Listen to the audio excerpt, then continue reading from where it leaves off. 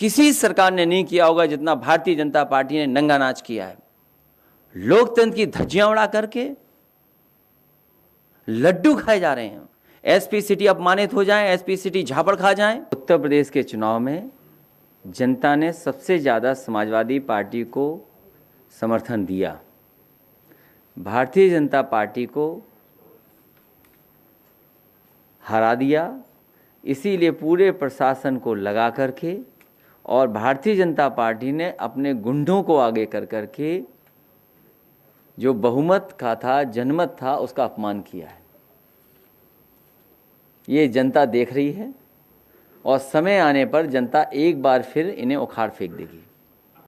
अगर पुलिस पिट रही हो, पत्रकार पिट रहे हों और पुलिस अपने लोगों को न बचा पा रही हो, एसपी सिटी का वो कथन, उनका कहना सरकार को स्वयं संज्ञान लेकर के उन दोषी लोगों के खिलाफ कार्रवाई कर देनी चाहिए।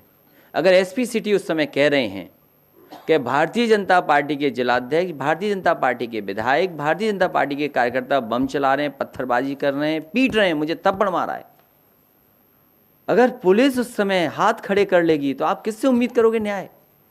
क्या ये वरिष्ठ अधिकारियों को शोभा दे रहा है कि उनका ही सहपाठी, उनका ही सहयोगी इस तरीके से अपमानित हो रहा हो? चुनाव में जो देखने को मौका मिला, जिला पंचायत सदस्यों का चुनाव रहा हो, जब जनता ने चुनाव उनके सामने आया तो जनता ने अपना समर्थन दिखाया और सबसे बड़ी संख्या में उत्तर प्रदेश में समाजवादी पार्टी के सदस्य भी जीते, बीडीसी भी जीते, प्रधान भी जीते। लेकिन सरकार ने यह तय कर लिया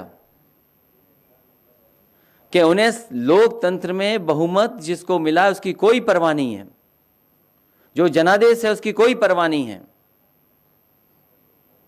और जानबूझ करके रणनीति बना करके और फुल फ्लैश प्लानिंग करके जो चुनाव कराए गए, उस हमारे और आपके सामने परिणाम हैं।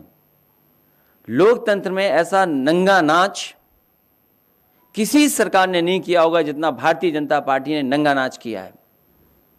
इतनी गुंडागर्दी जिसकी कोई कल्पना नहीं कर सकता था। अगर कोई पर्चा खरीदने गया है, पर्चा लेकर के पहुंचा है, तो उसका इंतजाम पूरा का पूरा किया प्रशासन ने कि कैसे छीना जाएगा। जिस प्रदेश की पुलिस और जिस प्रदेश के प्रशासनिक अधिकारी इस बात पे लगे हों कि पर्चा कैसे छीना जाएगा, और उसी समय हम लोगों ने वो चीजें देखी जो कभी कल्पना नहीं कर सकते हम। हमारी बहनों के साथ क्या व्यवहार हुआ, उनके कपड़े छीन लिए गए, उनके साथ जो व्यवहार हुआ, अपमान हुआ, कोई कल्पना नहीं कर सकता था।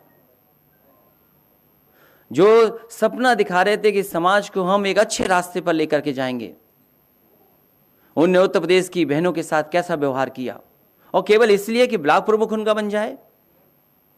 पैसा चला वो अलग है, झूठे मुकदमे दर्ज हुए वो अलग है, गंभीर धाराओं में लोगों को घर पर नहीं रहने दिया वो अलग बात है। और सोचिए खुशी कैसे मनाई जा रही थी। लोकतंत्र की धज्जियां उड़ा करके लड्डू खाए जा रहे हैं, खुशी मनाई जा रही है। ये योगी नहीं हो सकते। मैंने कई मौकों पर कहा, फिर कहता हूं, मैं बात दोहराता हूं, ये योगी नहीं है। अगर कोई योगी होता तो शायद जनता को दुख नहीं देता। और मैं क्या कहूं, आज तो रिकॉर्डिंग है सबके सामने। लखीमपुर में जो बहनों के साथ हुआ उसकी बाकायदा रिकॉर्डिंग है कि कौन कौन उसके कपड़े को छीन रहे थे। दोनों बहनें मुझसे मिली यहां करके,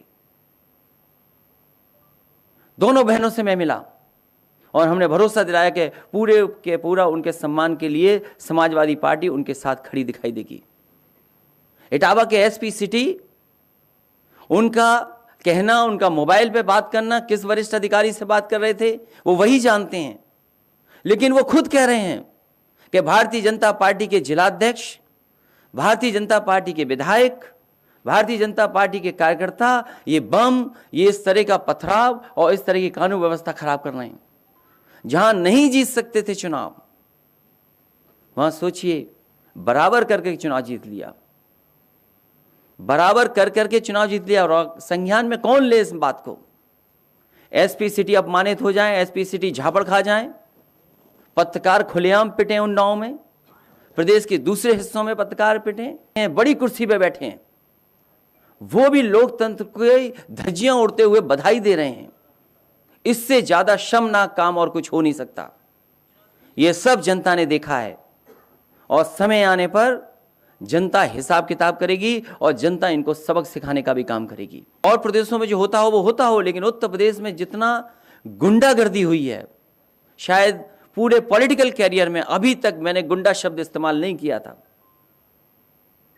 जब से पंचायत के चुनाव देखे हैं टीवी पर और लोगों ने बताया और जानकारी की कि भारतीय जनता पार्टी से बड़ी गुंडागर्दी वाली पार्टी कोई हो नहीं सकती।